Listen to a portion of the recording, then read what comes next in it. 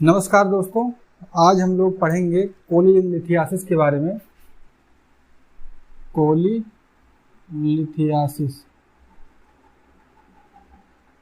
कोलीलिथियासिस का मतलब दोस्तों होता है गाल ब्लैडर स्टोन या गाल स्टोन या पित्त की पथरी।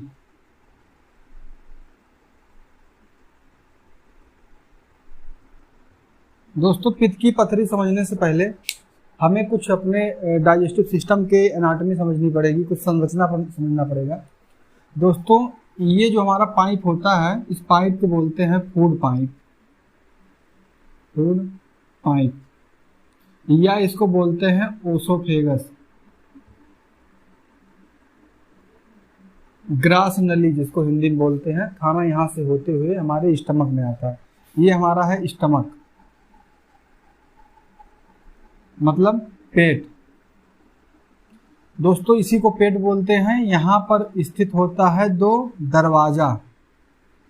ये दरवाजे क्या करते हैं, इसमें आए हुए भोजन को ऊपर जाने से रोकते हैं, और नीचे वाला दरवाजा क्या करता है, ये नीचे जाने से रोकता है। नीचे जहाँ इंटेस्टाइन होती है वहाँ जाने से रोकता है। रोकने का उद्देश्य दोस्तों यह है कि इसमें तमाम तरह के केमिकल का सिक्रीशन होता है, जैसे कि HCl, हाइड्रोक्लोरिक एसिड, जो इसमें आए हुए भोजन को बर्न करता है, इसी को जो है जलाने का काम करता है। और एक एंजाइम जो होता है पेप्सिन और रेनिन, ये क्या करते हैं, ये दोनों भोजन में आए हुए प्रोटीन को डाइजेस्ट करते हैं, प्रोटीन को तोड़ते हैं। पेप्सिन और रेनिन। HCl क्या करता है, भोजन को बर्न करता है। बर्न करने के बाद, इसको तोड़ने के बाद, भोजन को अच्छी तरह मिक्स करने के बाद भोजन नीचे स्मॉल इंटेस्टाइन में सरकता है। ये स्मॉल इंटेस्टाइन का एक पार्ट है डियोडिनम जिसको बोलते हैं। जैसे ही भोजन डियोडिनम के पास आता है, जैसे ही भोजन यहाँ पहुँचता है, यहाँ पर भोजन पहुँचने के बाद उसमें जो फैट होते हैं, फैट को डिग्रेड करने के लिए, फैट को तोड़ने के लिए इसमें एक केमिकल भरा होता है बाइल, या जिसको हम लोग हिंदी में बोलते हैं पित्त। इसमें पित्त रस भरा होता है, जो यहाँ से आए हुए भोजन में फैट को तोड़ने में मदद करता है। और यहाँ जब भोजन पहुँचता है, तो भोजन पहुँचने के बाद भोजन को तोड़ने के लिए जो HCl सिक्रीशन करता है वो एसिडिक होता है। तो एसिड को बेस में भी बदलता है ये पित्त। एसिड का सिक्रीशन दोस्तों, जो खाने में बैक्टीरिया वगैरह होते हैं उनको किल करने का भी काम करता है। कई तरह के काम है। हमारा मेन आज मुद्दा है पढ़ना कोलीलिथियासिस।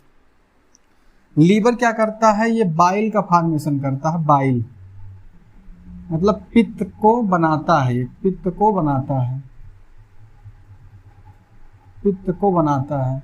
लीवर क्या करता है, पित्त रस को बनाता है। स्टोर कौन करता है, गाल ब्लैडर स्टोर करता है। दोस्तों, इसमें जो पित्त रस होता है, जो स्टोर होता है, इसमें दो तरह की चीजें होती हैं। एक होता है कोलेस्ट्रॉल और एक होता है बाइल साल्ट या बाइल पिगमेंट।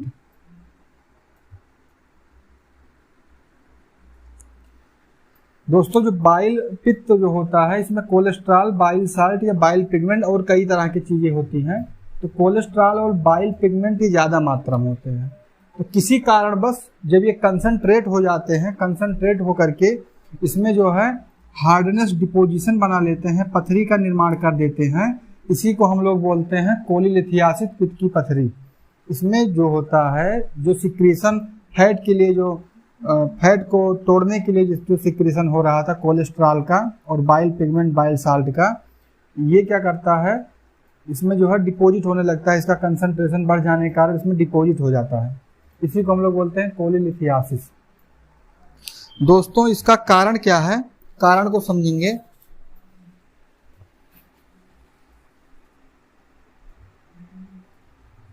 इसका काम हमने समझ लिया। उसके बाद समझेंगे हम लोग इटियोलॉजी। इटियोलॉजी का मतलब होता है कारण। एटियोलॉजी का मतलब होता है कारण। सबसे पहला कारण दोस्तों यह सबसे ये जानेंगे कि ये जो होता है, एक अगर मेल को होगा तो 4 फीमेल को होगा। मतलब एक आदमी, यदि एक पुरुष को होगा तो 4 जो है स्त्री को होगा।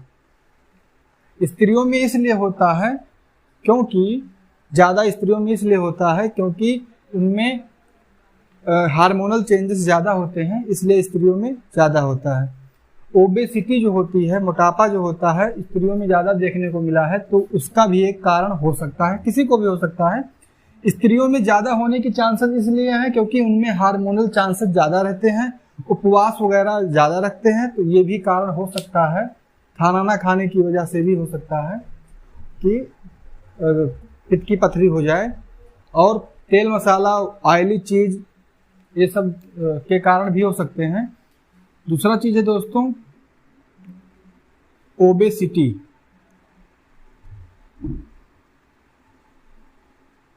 ओबेसिटी मतलब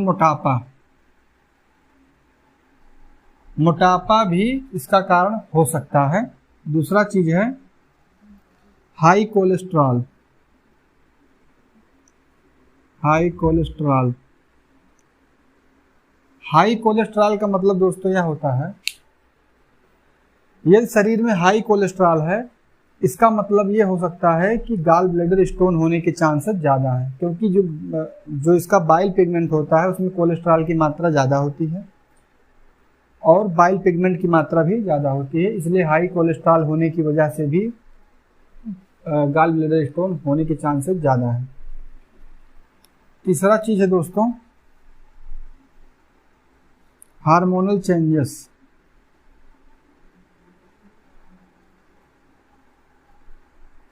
हार्मोनल चेंजेस हो सकते हैं दोस्तों। इसके बाद हो सकते हैं जॉइंडिस। अगर किसी को पीलिया है, अगर औरतों में हार्मोनल चेंजेस ज़्यादा होते हैं, उनमें भी चांसेस ज़्यादा हैं। हाई कोलेस्ट्रॉल की वजह से भी जो है पित्त की पथरी बनने के चांसेस ज़्यादा हैं।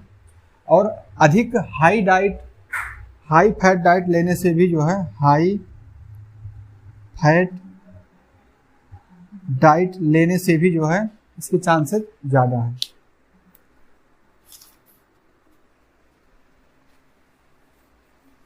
उसके बाद दोस्तों इसके साइन एंड सिम्टम क्या हैं? Sign and symptom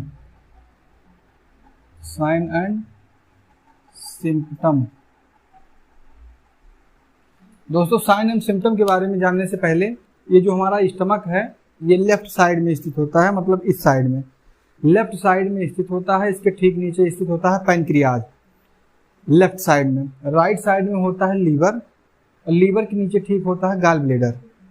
gall bladder में यदि स्टोन फंस जाए, यहाँ पर भी ये आ सकता है, तो यहाँ पर सूजन हो सकता है, जिसको हम लोग कोलिसिस्टाइटिस बोलते हैं। तो यहाँ पर अपर राइट साइड में पेन होने के चांसेस ज़्यादा हैं। Pain in upper right side, pain in upper right side. दूसरा क्या हो सकता है?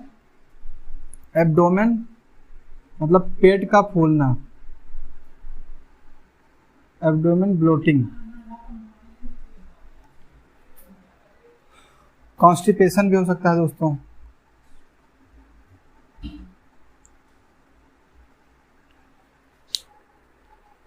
उसके बाद अगला है दोस्तों, डायग्नोसिस कैसे करेंगे कि ये कोलीलिथियासिस ही है। तो डायग्नोसिस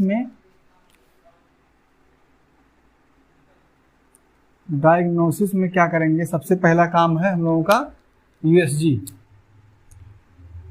अल्ट्रासोनोग्राफी। दूसरा चीज़ है सीटी स्कैन।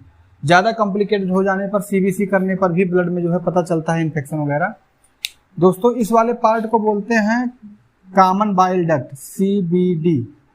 इस वाले को बोलते हैं सिस्टिक डक्ट। इसको बोलते हैं hepatic duct. Common bile duct इसलिए बोलते हैं क्योंकि ये पैनक्रियाज, ये जो है ये जो गाल ब्लेडर और लीवर के लिए कॉमन का काम करता है, कॉमन पैसेज का काम करता है, इसलिए कॉमन बाइल डक्ट। उसके बाद इसको लीवर का हेपाटिक और ये सिस्टिक डक्ट। उसके बाद अगला है दोस्तों डायग्नोसिस के बाद इसका ट्रीटमेंट की बात करेंगे। तो ट्रीटमेंट क्या है दोस्तों, इसका ट्रीटमेंट अगर छोटी मोटी पथरी है तो कुछ दवाइयाँ ऐसी आती हैं जिससे इसका डिजॉल्व भी हो सकता है, अन्यथा इसकी एक ही चांस है, सर्जरी।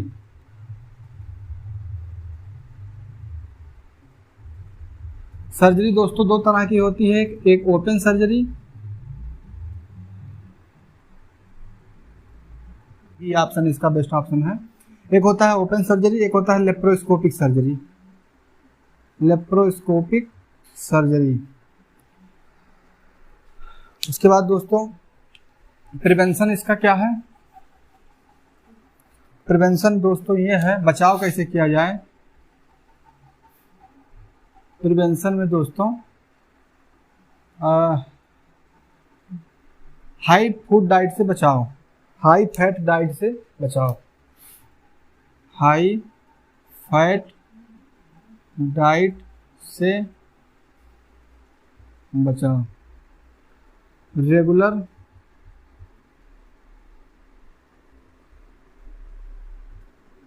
एक्सरसाइज।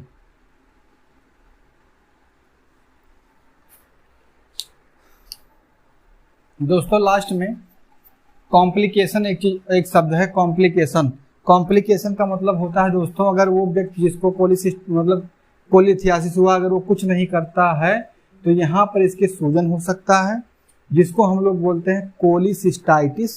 सिस्टाइटिस का मतलब दोस्तों बीच में अगर आइटिस लगा हो, आइटिस, तो इसका मतलब होता है सूजन। अगर वो कुछ नहीं करता तो इसमें सूजन आ जाएगा।